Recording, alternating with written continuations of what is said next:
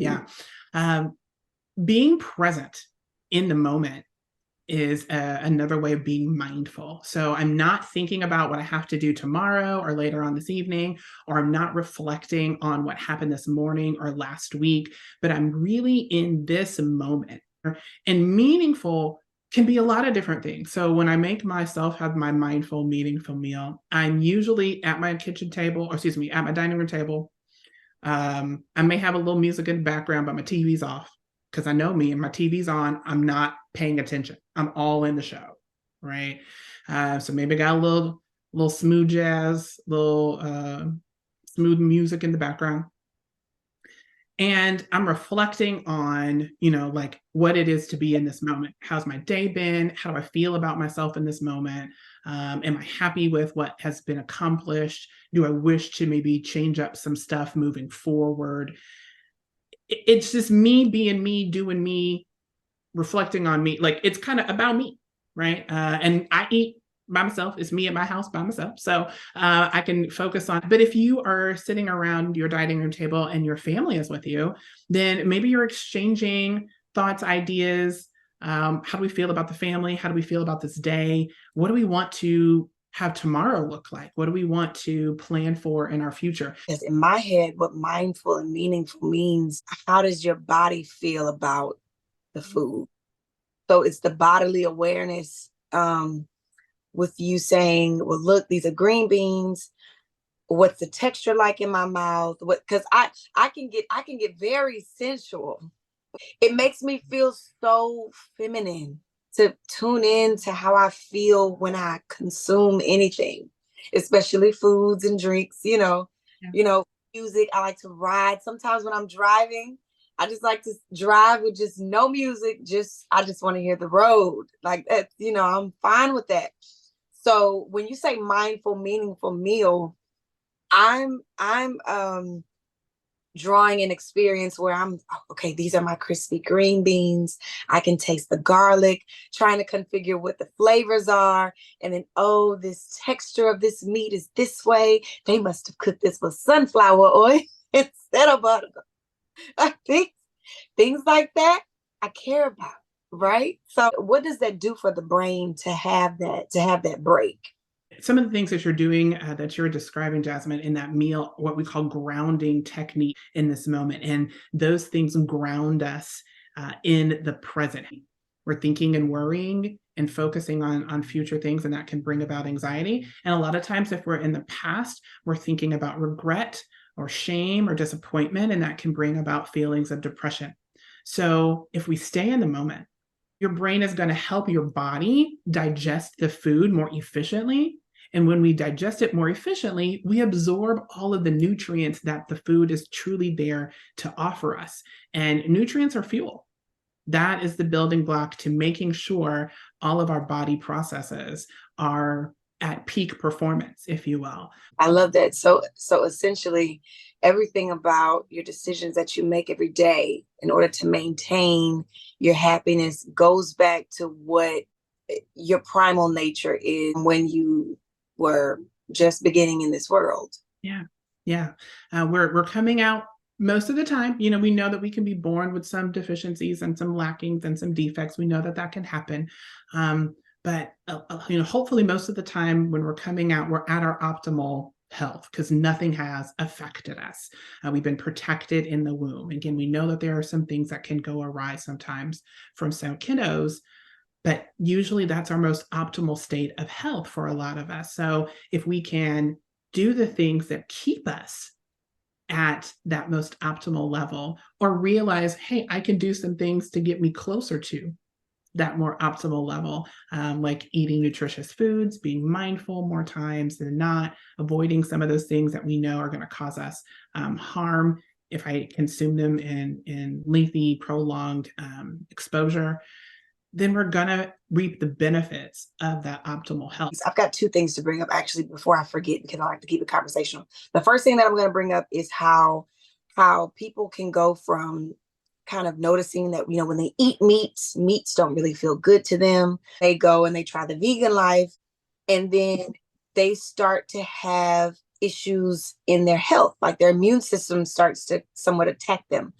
So could you explain that what that does to the body to now break down and getting like eating more easily processed foods for your body, and then now deciding, okay, um I'm having all these health concerns. How did that really affect the body? And is it, let me say this too, is it important for them to now start incorporating some meats when they start noticing some of those health issues? It's a really good question, and I always say the decision to become vegetarian or vegan, and what that looks like or what you limit your diet to is going to be so specific to the person. So there's not a one size fits all for those dietary decisions. There's some research out there, and I don't have it all. If we come back again next year, I may have more, right? But there's some research out there that talks about the different diets based upon your ethnicity and in your region of origin. So the difference in a diet for someone who is born or a descendant of Africa is going to be very different from a diet and what may be needed from those who are born in or descendants of China or Australia. So because we know that there are different vegetation and different food in these regions of the world. And those individuals have over the years adapted to that food and vegetation. So research is saying, it's almost like there's a diet that may be really good and specific for certain ethnicities. But in addition to that, there's going to be diets that are going to be beneficial for each and every person. So again, I don't have all the research. I Whoa. I just got a little bit of something. Let me come back and give you a little more when I got a little more. But that is a very interesting thought. So I wanted to put that out there as we kind of talk about this vegan, vegetarian, no meat, lots of meat diet. Because let me tell you, you just dropped the bomb on us with that one. Do you hear me? Because listen, I just, when people say black people don't do that, or white people don't do that, or Hispanic people don't do that, whenever they try to align a culture with um, commonality or a routine, literally, genetically, there may be some sort of predisposed diet that you're supposed to already get used to consuming. I've never thought of it that way because it's always been this conversation around culture and, oh, as a culture we do this, our families were raised eating this. Our friends, ever since slave days, there were certain meats and certain fats and such that we were accustomed to. But when you really consider science, Yeah. evolution, right? And like your body retaining memory, if it retains the memory of a gene of features, naturally it'll retain the memory in our organs, Come which on. says we know how to process these things or these ingredients, but we're unwilling to process these. And so what happens is your body's already adjusting to what historically it has been created to process. And then in the event that you try to process something different, your body is literally shutting down. So that brings so much light to my question, because I've always thought that, okay, I've never had issues with eating meat. I've had issues with eating or consuming poor quality foods. It wasn't always meat. Sometimes it was if I had a salad and the lettuce was wilted, or the lettuce didn't taste as enriching as it has before. My body doesn't appreciate that. It's hard for me to process it. It was issues with a pork chop versus poor cut bacon. My body's going to respond a little bit different to that. And I've always thought, well, I've noticed, so many documentaries about being vegan. There's so many documentaries around, hey, this is the best way. This is the best way. I have gotten all of these medications, gotten off of all of these medications, and now I'm just nuts and berries. This is just my life now. I'm eating raw vegan, and this is the way I should live. You know? Like these people are eating these supplements and they're trying all these things, but genetically we have some vitamin or some mineral that is not prevalent, right? That is just not, it's not constantly consumed by our genetic background, not the culture, but the genetic back. Because let me tell you, there are some foods in different countries that I do not like. There are some spices and there are some flavors that I am not privy to. Yeah. And listen, the smells, they make me want to vomit from some of these foods. The textures, my body and my mouth rejects it. So I never thought about it. Yeah. Jeanette, you are on to something with this.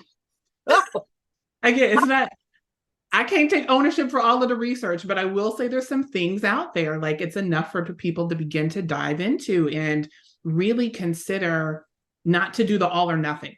Again, I have to warn myself, right? Not to do the all or nothing. I'm just going to go vegan, or I'm just going to go vegetarian, or, and there are some things that we know have happened in the Americanized diet that it shouldn't have happened for anybody, right? When America started to do what it did and nutrition began to get less and less dense, our food now is nutritionally less than it was 20, 30 years ago because Right. of how it's grown, how it's produced, how it's harvested, all of the things, right? So that's a whole nother soapbox for another day. But we know it's less nutritionally full than it was before. So some of the things that we are experiencing as Americans is a all around thing because of the region in which we live. But when we talk about what diet, what way of eating is going to be best for me, I want the person to think not just so much about where they live now, you have to consider that, but also your genetic predisposition, and then also what may be happening for you symptom wise, right? If you don't digest well, or if you are dealing with some chronic illnesses, high blood pressure, diabetes, an autoimmune disease, you've got to take a lot of things into consideration when you begin to put together what your diet looks like. So watch the documentaries, sure. Listen to the talks, absolutely. But get sound consultation and doctrine when you begin to create your diet. And a lot of things have to be pulled into that conversation. A lot. I appreciate that. I don't think I ever really thought of it that way because people always say, "Oh, eat for your blood type," but that's where that's coming from. So, what do you have to say about that? What are your thoughts on eating for your blood type? Knowing your blood type definitely gives you some insight into physiological processes, but those physiological processes are going to be based on the foundations of your genes, and your genes are going to express themselves in your body, in your cell production, in the efficiency of how all of your organs operate. Based on how you're living and lifestyle choices on a day-to-day basis. Your environment. Do you live in chronic stress, or is it a chillax vibe everywhere you go, right? Like all of these things play a part in that. So again, do a little bit of the research, but there's some basic things that are going to be pretty general across the board. So I will say, if you're going to eat meats, eat clean meats. As Jasmine mentioned, her body didn't like the rubbish. Most of us don't. So that's the grass-fed beef, which means they get to roam around and they're not stuck in a little cage. Those are the free-range chickens. Those are the wild-caught fish.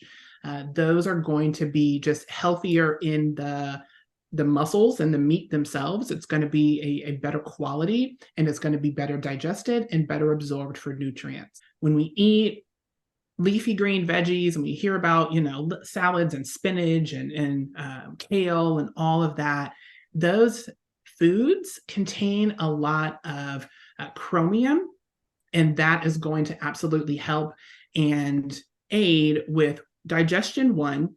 And then two, it's also going to contain magnesium. And magnesium is huge for relaxation and sleep and balancing of stress. Pineapples, kiwis, bananas, plums.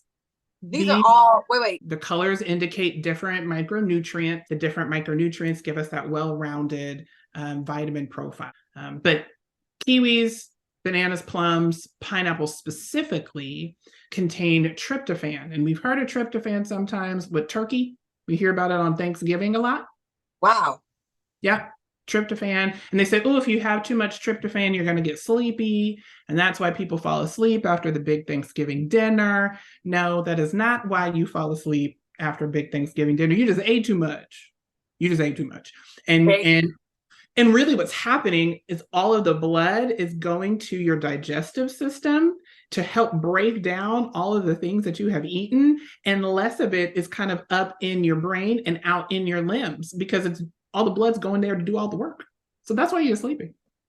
So that connection between brain and stomach also still connects, right, between the stomach and the brain, because you're able to kind of like tell your brain what you want it to break down, or you like if you have a thought about a food before you consume it, your stomach's already going to agree or disagree.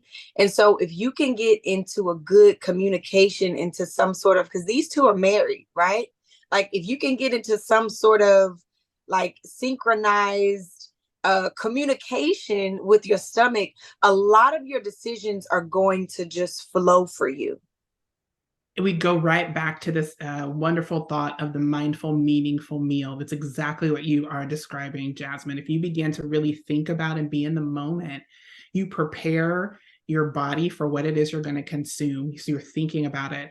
A lot of times we'll even see that if you see something on TV and your mouth starts to water, you like, I'm not even hungry, but why is this happening, right? Why do I get the saliva production? It's because your brain is starting to think about food because you see this lovely meal on the television. So all of it is connected. And yes, it's down brain down to stomach, but like you just said, it is stomach also up to brain with the serotonin production, with the micronutrients that we are absorbing and breaking down in our stomach, and the elimination of all of that food. If that happens smoothly and your brain is preparing your stomach and your body to do that smoothly, then absolutely you're going to have a more enjoyable eating process, but then you're also just going to feel better overall. Like health wise, you're just going to be better. Yeah, absolutely. So a couple more things before you go. So firstly, I want to kind of touch on what that would look like for somebody to have a better gauge, like somewhat of a measurement tool, if you will. So I'm understanding it's not that you shouldn't eat this, or it's not that you should eat that. I'm going to say it again for the edit. It's not that you shouldn't eat this, or it's not that you should eat that food. What it is go ahead and try to cleanse your palate first and cleanse your body first before you go back into these routines, and then do a check and see if your body is agreeing with the food before you start to adopt it in your system. So what does that cleanse look like? What does that check look like for you? Yeah. So when you are doing kind of the cleanse, I'm going to say you want to essentially do kind of a food log and think about that. So you want to again break down those things that we are eliminate those things that we know aren't going to serve us well. So that's the high sugars, the high caffeines, the high fats, the processed stuff. And no matter who you are, no matter what ethnicity you're coming from, no matter what blood type you have, those things are not going to be advantageous to long-term health. Yes, here and there we're going to have them, but we don't want to make that the norm. So as you eliminate those things, be mindful, keeping track, how are you feeling? Then add, a certain type of fruit or veggie for a couple of days and see how your body responds. Maybe then you also do that with dairy. That's a trigger for a lot of individuals. See how your body responds. Then eliminate that back out. Add something else, eliminate that back out. The cleansing that happens in between all of those exposure points with the different types of food is really having just what they call whole food diet, right? So you're eating as clean as possible. You're eating the organic fruits and veggies. You can cook them, or yes, you can go raw. Some of us can't do the raw anymore, so yes, you can cook them. You want to have clean carbohydrates, complex carbohydrates. So that's the wheat pasta as opposed to the white floured pasta. That's the multi-grain breads, maybe instead of the white breads. It's staying away from the sugars and the fats, the clean meats. Just eat clean, a whole food diet, as opposed to all those other additives that we can have. And that's the baseline that you want to keep while you do all that food exposure and see how your body responds. Okay, because I know some people, they may go on like a 2-day fast, just water, in order to cleanse their stomach and their system. And then there are others that go on like maybe that little 21-day Daniel fast where they just eat nuts and berries. And then they start to slowly go back into food. But if they slowly start going back to those old ways, it's very hard for them to have that communication in their mind, like, oh, this might not be good for me, and then let the stomach check.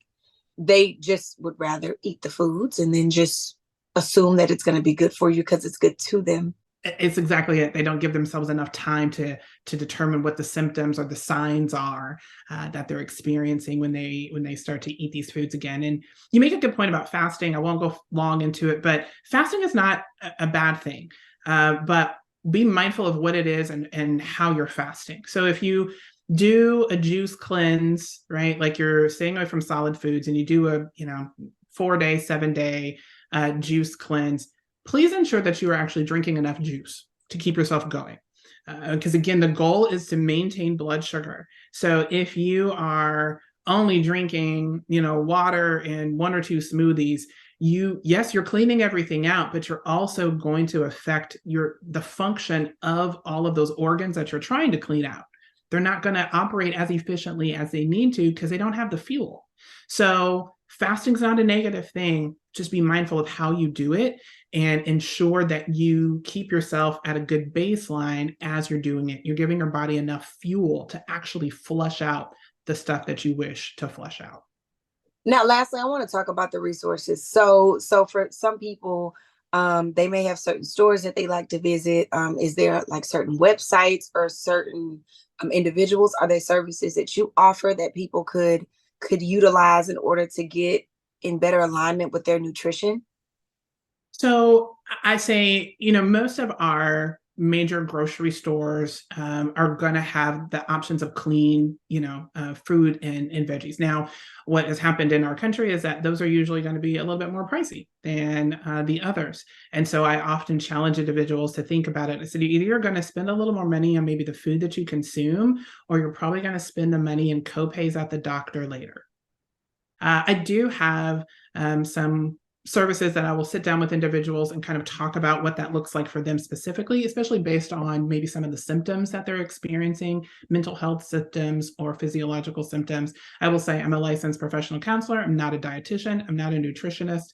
I just got a lot of information that I've studied on holistic mental health and how the body and the mind are so very connected. So my joy is in having educational talks and informing people just so that they have the awareness that they can have the power to change their mood with food. I love it. Listen, Jenai, listen. I mean, I knew you were going to be powerful, but good night. Thank you so much.